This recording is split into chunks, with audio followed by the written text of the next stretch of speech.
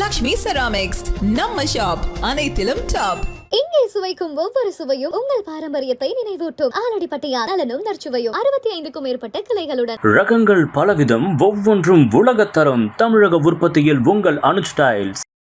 குமரி மாவட்டத்துல ஒரு இளைஞர் பட்டாளமே காங்கிரஸ் கட்சியில தங்களை இணைத்துக் கொள்வதற்காக வந்திருக்காங்க.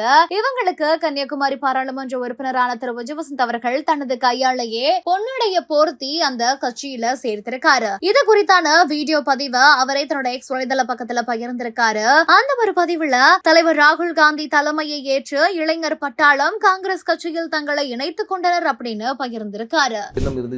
அதுதான் தவிர நம்ம ஒரு பெரிய ஸ்டார்டம் இதை எதிர்பார்த்து பண்ணல. இப்ப இந்த இதுவே ரெகக்னைஸ் பண்ணியிருக்காங்கன்னா அது நேரில் பெரிய விஷயம் தான் சொல்லுவேன். இப்போ தந்தையோட மறைவுக்கு பிறகு அந்த டைம் பேசினாங்க. ஸோ அந்த குடும்பத்துக்கு தான் நாங்கள் சில விஷயங்கள் பண்ண வேண்டியது இருக்குங்கிற மாதிரி காங்கிரஸ் சில தலைவர்கள் பேசினாங்க. ஸோ எளிமையாக நடந்துருச்சு அவங்களுக்கு இந்த சீட் வந்தது இல்லை அப்படின்னு நம்ம சொல்ல முடியாது. ஏன்னா அதாவது அப்பாவோடைய தொண்டு காங்கிரஸ் கட்சிக்கு பார்த்தீங்கன்னா ஈடு கொடுக்க முடியாத ஒரு தொண்டு. கட்சிக்கு மட்டும் இல்லை, மக்களுக்கும் சரி, சமுதாயத்துக்கும் சரி, அதே மாதிரி வியாபாரிகளுக்கும் சரி. ஸோ அவங்களோட ஜேர்னி ஒரு பெரிய ஜேர்னி. அவங்களுடைய கனவு ஃபுல்ஃபில் ஆனது 2019 ஒரு எம்பி ஆகி அவங்களுடைய அந்த டேர்மை முடிக்க முடியாமல் அவங்க கொரோனாவால் பாதிக்கப்பட்டு இறந்துட்டாங்க.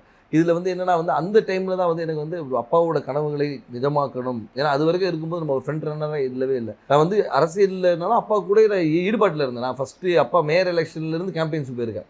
அப்போ காலேஜ் ஸ்டூடெண்ட் நான்.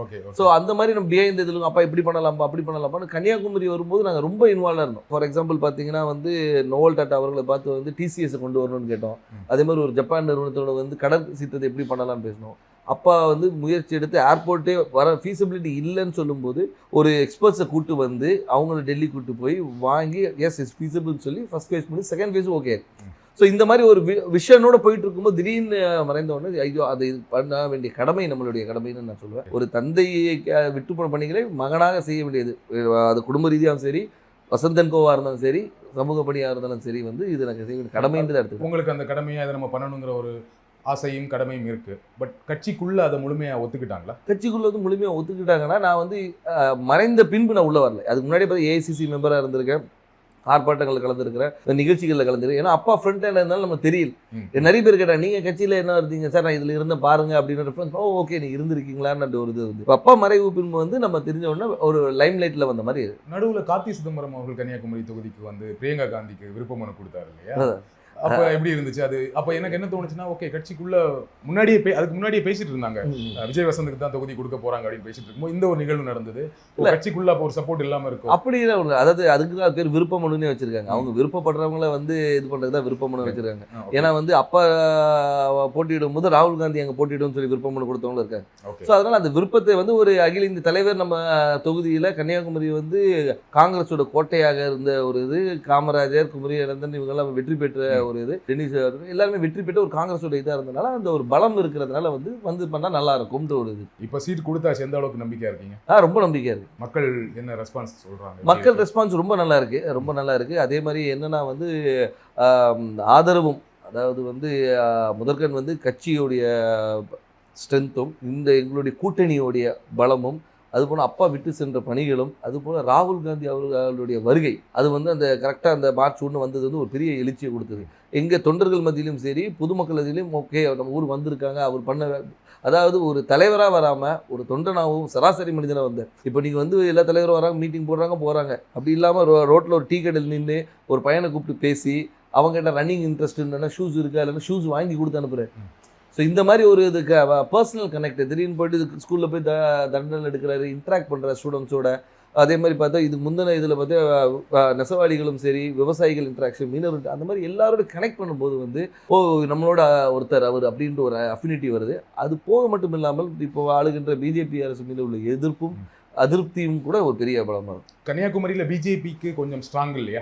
பொன்னார் அவர்கள் ரொம்ப ஸ்ட்ராங்கான கேண்டிடேட் தான் இல்லையா? அதை மறக்க முடியாது. கண்டிப்பாக அதை நம்ம மறுக்க முடியாது. நம்ம அதாவது பிஜேபி தரப்பில் திரு பொன் ராதாகிருஷ்ணன் அவர்கள் ஒரு 2 முறை எம்பியாக இருந்தவர் தான், ஒரு பெரிய வேட்பாளர். ஆனாலும் எங்களுடைய கூட்டணி, அதாவது எங்கள் திமுக சார்ந்த கூட்டணி மிக பலமான கூட்டணி சொல்லுவோம். அது திமுக மட்டும் இல்லாமல் எங்களை சார்ந்து இருந்த மதிமுக, அதுக்கு ஒரு விடுதலை சிறுத்தைகள், அதுக்கு ஒரு முஸ்லீம் லீக், அதுக்கப்புறம் மனிதநேய மக்கள் கட்சி, இது எல்லாமே பார்த்திங்கன்னா எங்களுடைய ஒவ்வொரு பேஸையும் கவர் பண்ணுது. அதாவது ஒரு முஸ்லீம்ஸ் கவர் பண்ணுறது, திமுகவோட ஸ்ட்ராங் ஹோல்டு, மதிமுகவோட ஸ்ட்ராங் ஹோல்டு, அந்த மாதிரி வந்து எல்லா பாக்கெட்டும் கவர் பண்ணி எங்களோட ஸ்ட்ரென்த்தை வந்து நான் இன்னும் மொபிலைஸ் பண்ணி வச்சுருக்கோம். ஸோ இப்போ பார்த்தீங்கன்னா வந்து இது வந்து எங்களோட ஷுவர் ஷாட் விக்ட்ரின்னு சொல்லலாம்.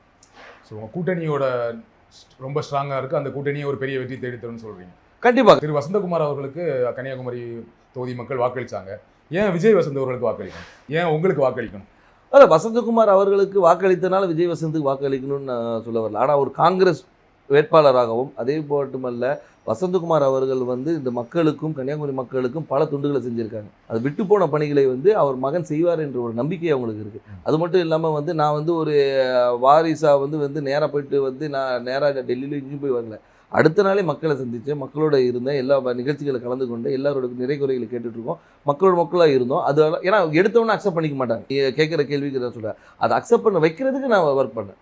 ஸோ அதனால் வந்து அப்பாவுடைய இடத்தை வந்து மகன் வந்து நிரப்பார் என்ற நம்பிக்கையை அவங்களுக்கு கொடுத்தேன். அந்த நம்பிக்கையை வந்து எல்லார் மேலேயும் பெருசாகவே இருக்குது. அதனால் வெற்றி வாய்ப்பு ரொம்ப நல்லது. குமரி மாவட்டத்தில் வரீங்க, ரொம்ப படித்த மாவட்டம், ஆனால் அங்கே நிறைய பிரச்சனைகளும் இருக்குது. அதை கரெக்டாக ஐடென்டிஃபை பண்ணியிருக்கீங்களா? என்னென்ன திட்டங்கள் வச்சுருக்கீங்க?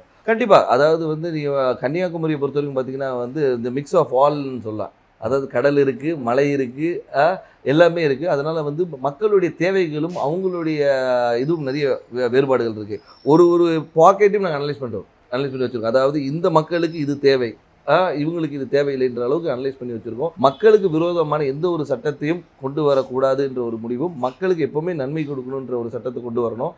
அவங்க மக்களுடைய வாழ்வாதாரத்தை உயர்த்துகிற அளவுக்கு என்ன செய்யணுமோ அந்த திட்டங்களை கொண்டு வந்து. எனக்கு தெரிஞ்ச வரைக்கும் குமரி மாவட்டத்தில் வாழ்வாதாரம் ஓரளவுக்கு நல்ல வாழ்வாதாரம் இருக்கும், எல்லாமே படித்தவங்களாக இருப்பாங்க, வேலையில் இருப்பாங்க.